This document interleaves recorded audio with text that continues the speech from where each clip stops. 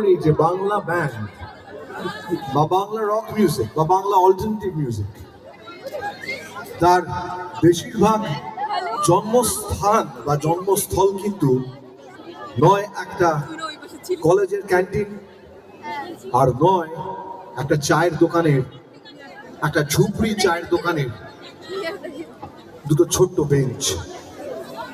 আর আমরা সেখান থেকেই অনেক অনেক দূরে থাকা তারকাদের দেখি।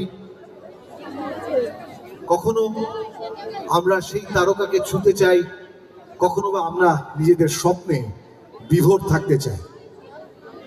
আর যে স্বপ্ন আজ থেকে 23 বছর আগে কয়েকজন ছেলে মিলে দেখেছিল, সেই স্বপ্নের নাম পৃথিবী। আর তাই যেখান থেকে আমাদের পথ চলা শুরু হয়েছিল